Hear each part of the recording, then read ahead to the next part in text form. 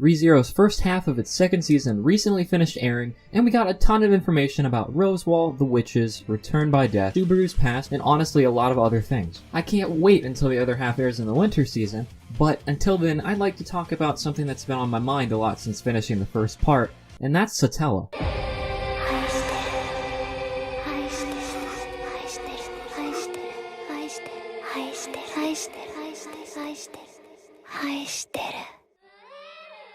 The Witch of Envy makes quite a few appearances this core, and with that has come a lot of questions. I'd like to quickly talk about a few theories that I have and some stuff that we've learned about her that have been running through my mind since I finished it, but keep in mind, I don't know if any of this is actually canon. This is all just purely speculation based off of information we got from the first half of ReZero's second season. With that in mind, let's talk about it. The first thing I'd like to talk about is Satella possibly having split personalities. The Satella we're first introduced to after Subaru comes out from his conversation with Echidna is Satella going on a rampage, with no remorse for anything and letting darkness consume and take over everything. She's very clearly just love-obsessed and not thinking about anything else besides her yandere love for Subaru. This persona seems to be that of the Witch of Envy, which is different from Satella. The witches in the graveyard further the speculation because they all seem to talk about the two in really different ways. Satella seems to be very liked by all of the witches, while they talk very poorly about the Witch of Envy, and they specifically refer to the Witch of Envy that killed all the witches and that destroyed half the world. This makes sense because the Satella we meet in episode 13 in the graveyard is very caring about Subaru and others around her, and she appears to be a very broken character, extremely different from the Satella we met a few episodes earlier. She even tells Subaru to kill her, which could be because she can't control her other personality, which is the Witch of Envy. Now the reason I bring up split personalities is because of the way Emilia acted in episode 11,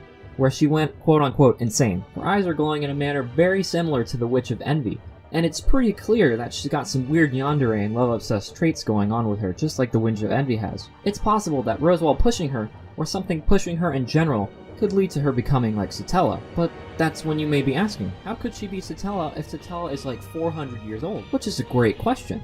So allow me to explain and get into some very heavy theory crafting.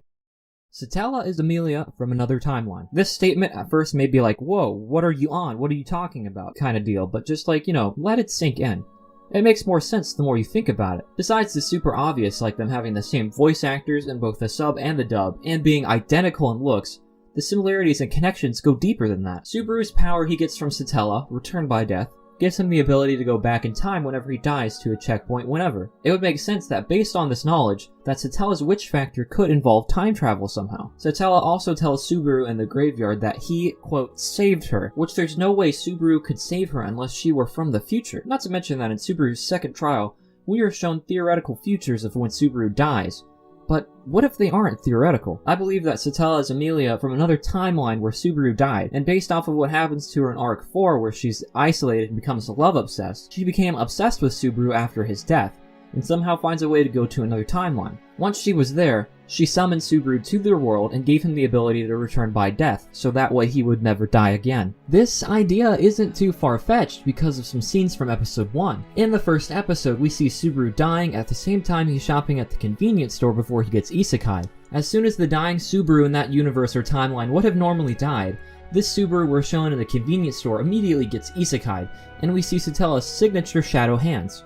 Since Subaru never comes back to that convenience store when he dies, this couldn't be his checkpoint, so this could be Nagatsuki showing us Subaru dying in another timeline. It would make sense if she could time travel since she was in the past, is currently in the present, and knows something about the future where Subaru saves her. The author of ReZero is absolutely infamous for foreshadowing everywhere, and to have things that happen in the show have greater significance than you first think. In episode 1, before we learn who Emilia is, she first identifies herself and is introduced to the audience as Satella. This is likely assumed in the next few episodes that the reason she told Subaru this is to keep him away from her.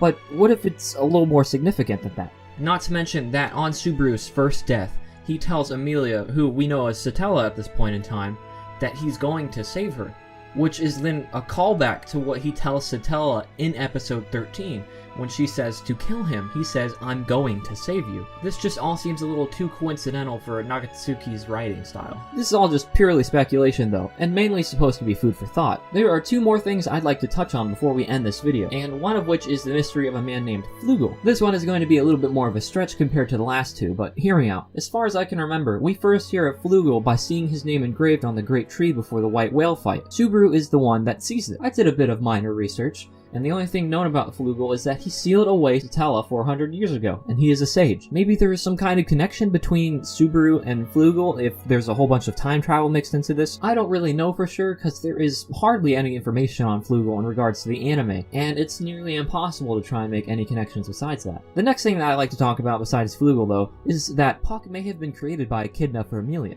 We learned throughout Season 2 that Beatrice was a spirit created by Echidna, so it's not too far-fetched to think that she could also have created Puck. I haven't seen the Frozen Bonds movie, but I know there's a scene where Puck explicitly tells Emilia that he was specifically made for her. Him being made by Echidna would also explain why he seemingly disappeared from all of Arc 4. And it could also tie more into Emilia being Satella, because Echidna could want to protect her somehow. You know, this is just more food for thought though. Anyways, that's all I really have to talk about today in terms of theories.